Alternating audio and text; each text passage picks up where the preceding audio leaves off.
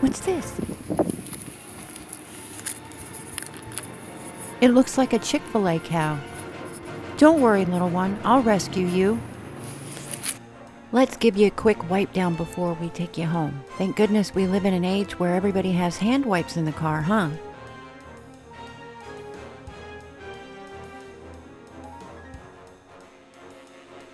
He's got a sticker on his butt and some kind of black goo on the back of his head. That's gonna require more than just a hand wipe.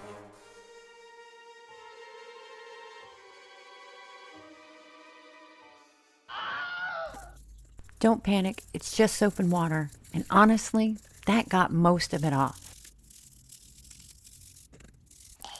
ASMR.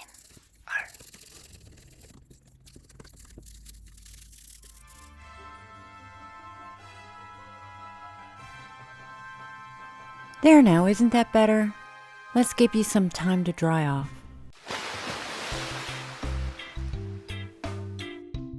Now this is the life. I'm gonna go get my tools and I'll catch you on the flip side. To start, I'm gonna be doing some body mods, so mask up, cause the particulates are gonna get fine. To that I say, all right, all right, all right.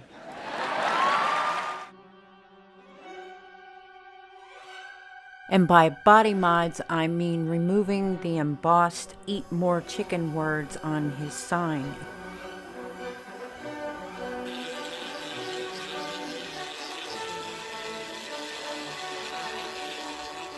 Not gonna lie, this took quite a bit of time, and I'm not gonna bore you to watch all of that. True, I could have used my Dremel, but that tool is big and bulky. The electric nail file worked just as well. The metal grinding tips were perfect on this plastic.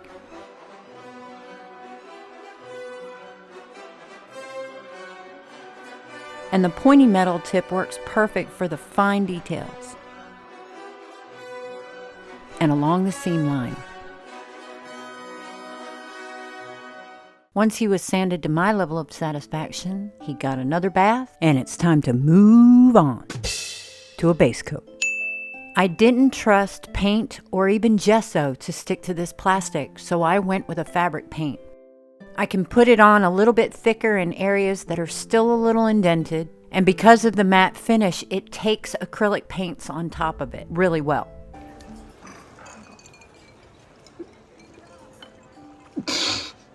Another bonus to using fabric paint as a primer is that once it's dry, it's waterproof, close to waterproof.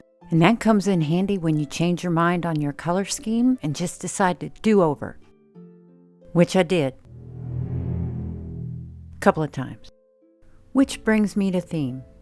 I feel as though every video I'm having to explain how I start with one idea and end on another. But then that's the journey of creativity, I guess. For me, one of those unwritten rules in arting is know your materials and let your materials guide you. If you fight your materials, you will not end up where you want to be. So why not just give in and go with the creativity flow? Or struggle to your heart's content, that's on you. I don't judge. Maybe just a little. Work smarter, not harder. I digress. My initial idea going into this was just to do something stereotypical of me, I suppose, and turn it into a zombie cow, holding a sign that says Eat Mor Brainz. Simple, yet elegant, and punny. My first go around with the colors, everything seemed to be going fine. You have to keep in mind when mixing acrylics is they're going to dry darker than the color they are when they're, Wait for it. freshly moist. Ew, that's gross! Hate that word. Right, so this first go around of paint, lighter green for the skin tone, darker green for the hooves. Can you call them hooves if they're hands? That's a good question. I painted in the spot around his ear with a dark pink for where the brain was going to be, and a little above his arm, like it had been gnawed off or fell off, and then used my trusty jelly roll pen for the bones. and the brain squiggles. And then made a lighter pink and watered it down quite a bit to work as more of a wash over the jelly roll to make it more brain-like before using my watercolor pencils and highlighting the edge and all that. Let's go, babe. At least that was my intention. As I was working on the brain, the ear placement looked weirder and weirder, like it was floating on top of the brain, which is not how things work, anatomically speaking. Fine, lose the ear. I had not intended to carve this thing up. That's what I proceeded to do.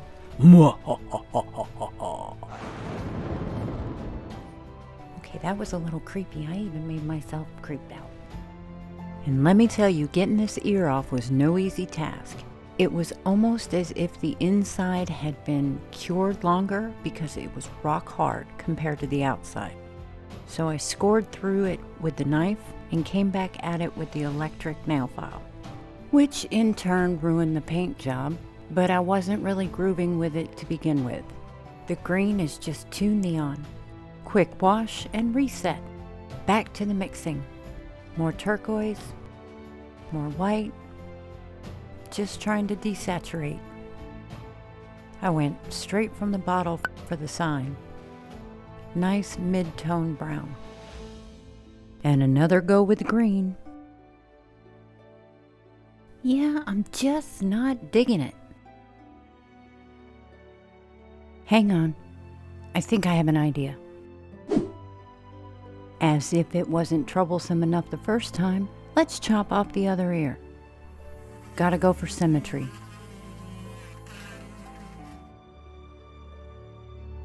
Now if I can just pull it back a little. That's it, man. Game over, man. It's game over. What the fuck are we gonna do now? What are we gonna do? I can fix that.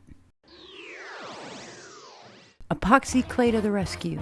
You mix equal parts of A and B together, and it turns into an air-dry clay that dries very hard and sticks everything together. Mostly. It has a very decent working time. You can get great detail with this, and you can smooth it easily with water. And it works much the same as polymer clay as far as using silicone tools and your fingers to smooth things out and mush things where they need to go. So I'm just filling in the gaps of his ears to make them stand out sideways from his head. And since I didn't mention it before, I did end up sanding off his eyes and that little bit of hair on his head. Oh, but I'm not done yet. He's getting a whole outfit. These two colors together and those ears the way they are just gave me a new idea to run with. I press and smooth the epoxy into the corners of the sign to round it out to make it look like he's wearing a robe. Rinse and repeat all the way around.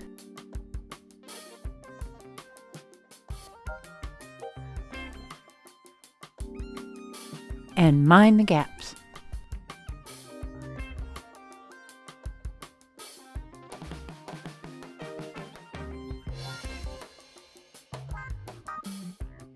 Next, I rolled out some more snakes, and I used a popsicle stick to mush it flat.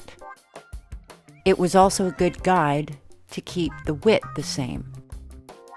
I used these for both the cuffs of his sleeve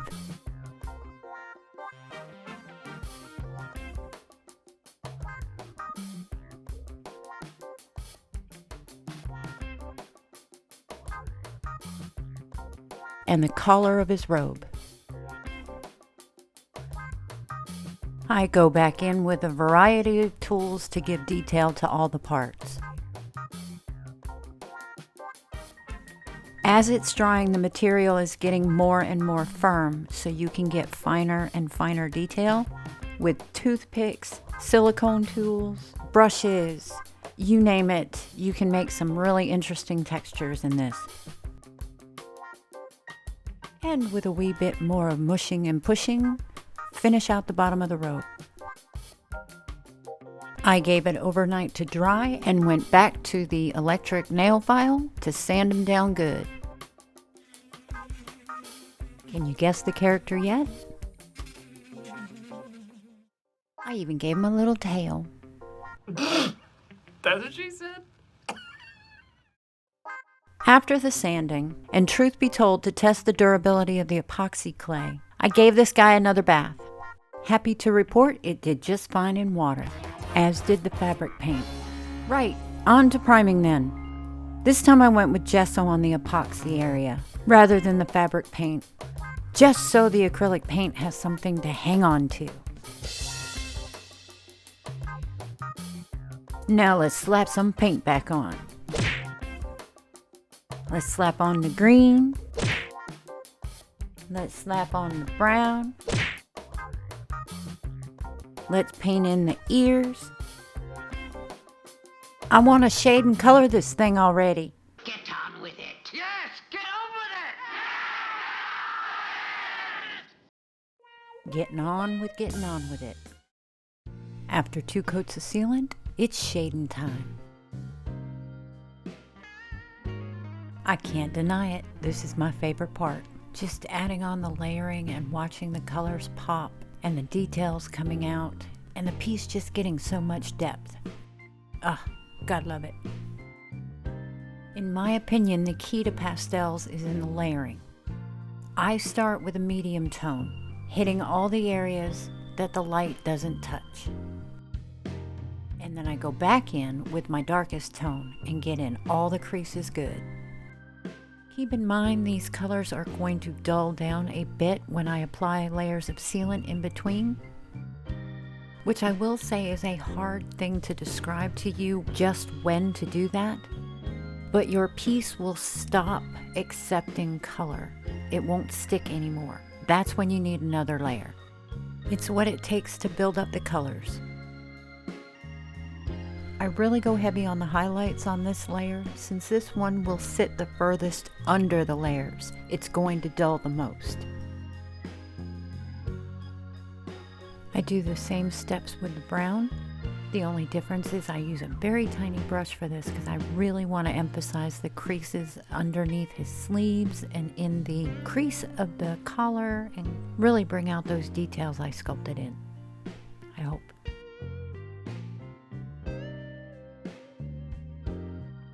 Time for a couple coats and allow it to dry. Next, bring on the pencils. For this, I use watercolor pencils in varying shades, treating it much like a coloring book, really going in and putting fine details. Drawing in fabric folds and accentuating the edge, giving it a little wear and tear. Alternating between the dark and light colors.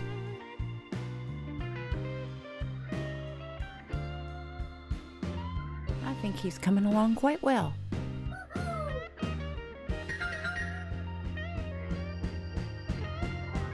I did the same in the ears.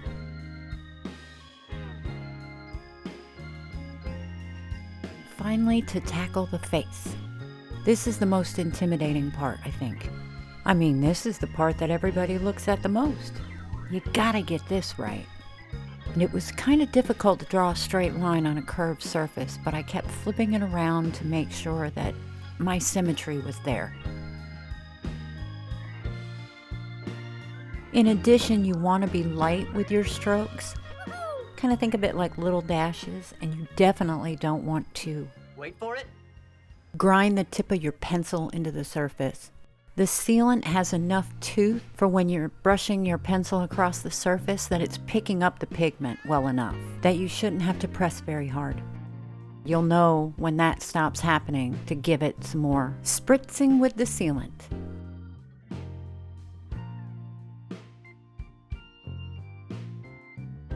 And it's finally time for the most anxiety-inducing part of the entire face. The eyes. Just take your time and mind the dots and dashes. No one's telling you can't erase it. Try again. I used to get very OCD about doing the eyes.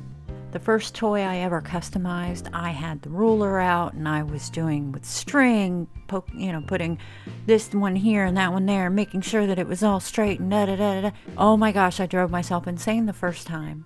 It flames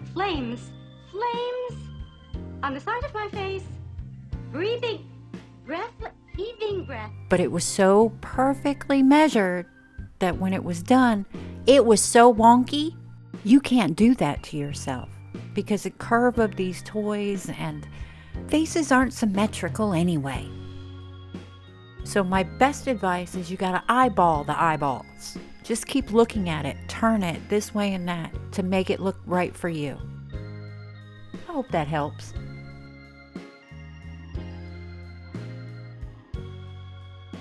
And of course I had to give him forehead ridges. The devil is in the details. I went in heavy on the eyes.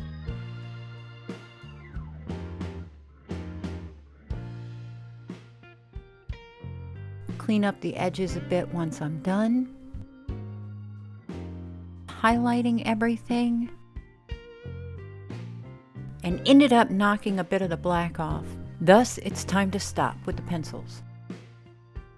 To fix it, I used a very small tipped paintbrush that was slightly damp. It's watercolor pencil after all.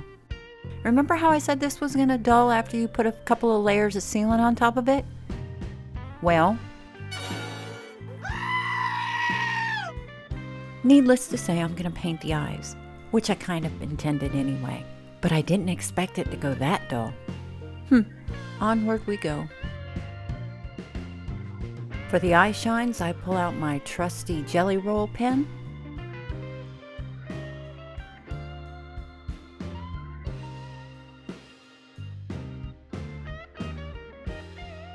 And I did go back with the black to sharpen up my lines a bit.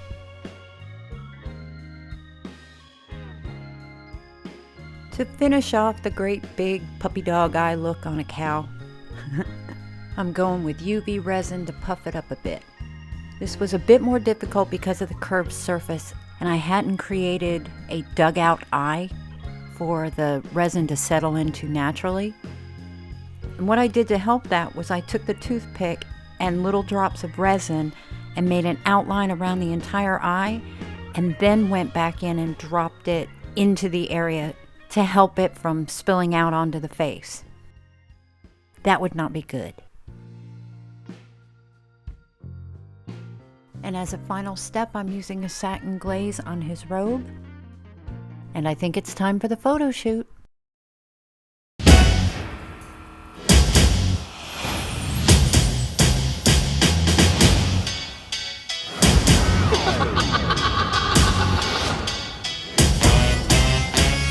Cover girl, put the bass in your walk, head to toe, let your whole body talk.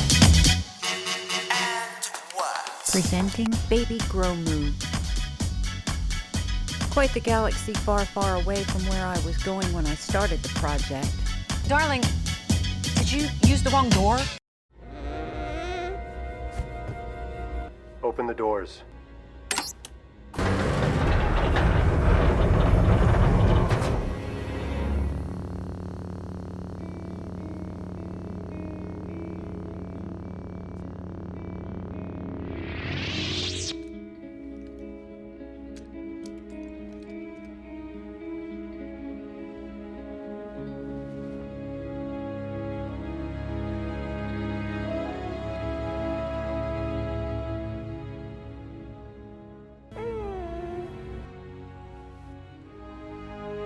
Come, little one.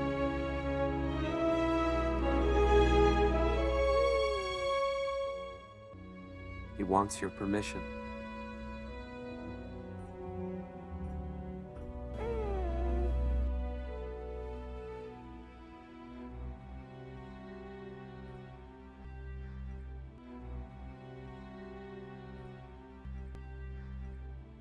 That's who you belong with. He's one of your kind.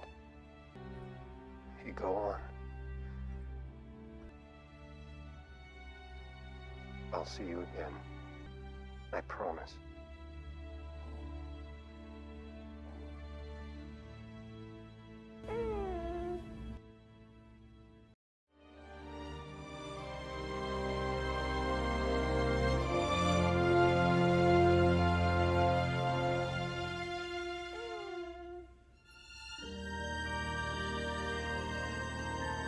May the force be with you.